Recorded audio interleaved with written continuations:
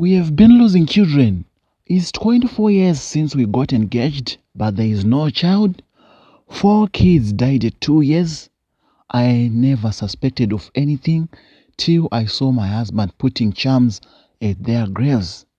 Last month, our cow gave birth to a calf with a human head. Sangomas are saying my husband is sleeping with cattle in rituals. They tipped me to go and dig at the center of the cattle pen. I could not believe what I saw. My children are in the hell. Yellow viewers, welcome once again to another episode of African Confessions HD, right here on Extraordinary Africa. If you're still new in this show, we publish lifetime confessions. Usually, we publish anonymously for their own safety reasons. In today's video, we have 3 confessions, so make sure you watch till the end as we'll be reading through all 3 stories. Viewers, without wasting much of your time, let's go straight into our first confession for today. Hello, uncle. Can you please post for me? Please post anonymous. My story started in the 90s. I was born in a family of 3, my 2 elder brothers and me. It is said my parents have a garden. They grew vegetables and fresh produce for sale. Sales were increasing. My parents thought to extend the garden. The extension automatically meant more labor was required. They recruited a new gardener. The man was from Malawi. He worked for them for some years. They ended up not paying him well. According to our culture, if you fail to pay a male servant whatever you agreed, you will be paying him a wife or a piece of land. So my parents told the man that if they have a daughter, they were going to pay him with a daughter. Those years, I was not yet born. They only have my eldest brother. Failure to do so, the man, the servant, was going to take everything my father got. So the Malawian remained with my parents, waiting for his pay. In 1990, my second eldest brother was born. In 1992, I was born. It is said on the day I was born, a sangoma was called to unite my blood and of my husband to be. At 10 years, I was told the servant was my future husband. It was nothing new. A friend of mine was in a same situation. I don't like, but there was nothing to do. It's part of our culture. When I was 15 years, the guy raped me. There was no way to report. The Malawian continued doing it whenever my parents were not around. He impregnated me and took me to his house here in Malawi. He was 40 years old by then, 25 years older than me. Only 2 weeks from arrival day, my husband passed away after a short illness. A month after his death, I have a miscarriage. According to their tradition, when your husband died, one of his brothers will automatically become your new husband. This is how I got married to this husband I'm staying with. We are of the same age. He is so handsome, caring and loving. I loved him the very day I started seeing him. We stayed happily. It's been 20 years since we are together. He never beat me a single day. The man is very hardworking. Now we have plenty of sheep, goats and cattle. Our worry is failure to have a child. 4 babies died at 2 years. I got pregnant. The baby will be looking healthy, but he or she won't live. Since we have a lot of livestock, my husband won't skip a night without going to the cattle pens. I thought he would be checking animals since there are hyenas here. Over the 20 years we stayed together, my husband never allowed me to go to church, to prophets, or a traditional healer. One day, I went to a sangoma without his knowledge. The sangoma told me my husband was a ritualist. That's why we are failing to have a child. I did not believe it and thought the traditional healer was lying. I took it as a lie. After seeing my husband putting charms on our children's graves, I went to consult another traditional healer. The traditional healer told me the same. It is said my husband inherited the demon from his grandfather. The traditional healer gave me a charm to put on top of our main house. I did so. Cattle started dying the following days. Last month, everyone in the village was shocked after one of our cows gave birth to a calf with a human head. We were dragged to the chief's court for trying to bring calamity in the land by doing evil things. My husband confessed in front of the chief and relatives that he was into rituals. He sleeps with at least one cow a single night. This is done to boost the number of animals. He further told the court he was responsible for killing my first husband over me. My husband pleaded guilty before the chief for killing our own children. My sister-in-law, who gave me the phone I'm using now, told me to forgive him since he confessed. What's your advice to me? Should I go back to my family at this age, or should I remain here? I no longer feel I want to stay with this robber, murderer. I don't love him anymore. High solution, uncle. I really need advice. The father of my child, we dated since from 2007 until we separated 2020 early because he cheated on me. It was hard for me, but we kept communicating about the child. When I need something from like groceries, transport money for my needs, when I'm sick, he will be there. Then last year, around July, we got back together, visiting each other. Then this year, May, I moved in with him. On the 4th of August, I found out that his girlfriend just got a newborn baby. Yo, I was furious because all along, he knows, but he didn't mention anything.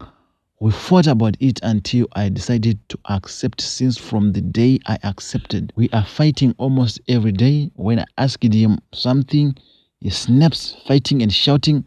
Another thing that I found out is that he is on drugs now. My problem, I still love him, but my heart is getting fed up because I no longer ask him anything, avoiding to be blamed. On Friday, he went to a funeral. He said he is coming back same day. He got back today at 1 p.m. He never called since from Friday, but I'm not sure if I should ask or be quiet. This relationship is toxic. Now, please help a lady out, ladies and gentlemen. Let's move to our last and final confession for today. Yellow Extra owner Africa and followers of this channel, I have tried so many platforms, but it wasn't useful. So I lost my husband last year. Finally found a man to marry, but there is a problem. He wants my children to bear his name instead of my late husband. I am so happy. At last I finally found someone who accepts I and my children. He is richer and provides for me and my kids every need, and also shows me so much love, even more than my late husband did. The truth is, I feel more comfortable with this man. He even opened up a supermarket for me. He asked to marry me, in which I have accepted. The problem now is I am disturbed on the fact that he has asked to marry me on the condition that we remove my late husband's name from my children's surname and replace it with his own surname.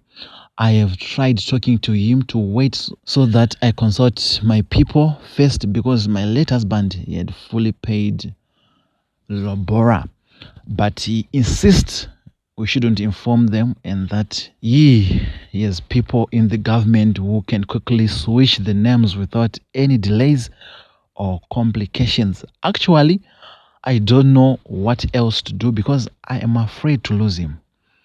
I am 33 years old woman with 3 kids. I am afraid I might not find another man to marry. I am still a young woman who also deserves a sweet love life. I also see that changing the names is of no big deal since we are getting married to make one big family. Please kindly advise me.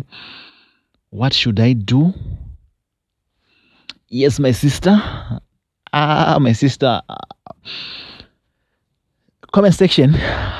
What's your opinions on this story? The men, our sister met this man after her husband passed away.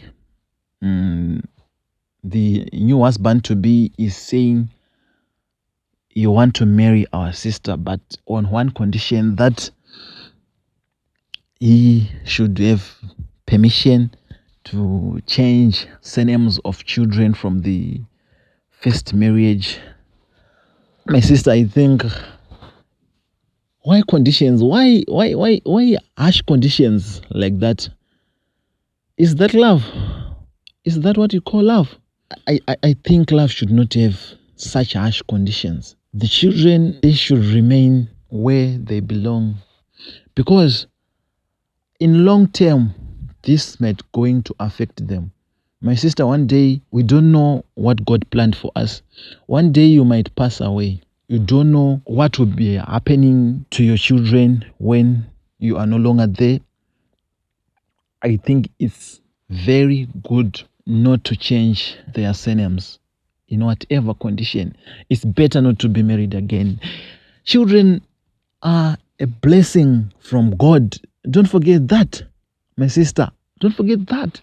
Children are blessings from God. So there's nothing much to come from that marriage bigger than your children, my sister. I would like to thank you for sharing your story, my sister. It was helpful. We have learned. To the first confession, you don't know what to do between living and remain with that man. First and foremost, I'd like to say sorry for what happened in your life, my sister. You have been crying, always crying. If you love your man, there's nothing wrong about forgiving him, but you need to be a changed person. Seek for a God-fearing church. Start fasting and praying. Everything is going to be okay. For now, I will leave it to comment section. Maybe there can be someone who can help you. Also, there was this confession. What she was saying about, let me check. I'm sorry, guys. I'm sorry. This one is saying, I really need advice. The father of my child, we dated since from 2007. They separated. They re-engaged. She finally noticed his girlfriend was pregnant and gave birth to a new child. My sister, there's no problem with that child. But you're saying he's now beating you, this and that. Love is no longer existing. Stop beating, ladies. Go back to your parents. Start a fresh and new life. That's my own opinion. What's your opinion, followers of African Confessions? Thank you, viewers. That is Solution Anchor for you. That was our stories for today. Thank you so much for always supporting Extraordinary Africa. Extraordinary Africa is growing each and every day. It only comes out from your support. Thank you so much, viewers. That was it for today. Hope you enjoyed. Have a good day. Bye for now.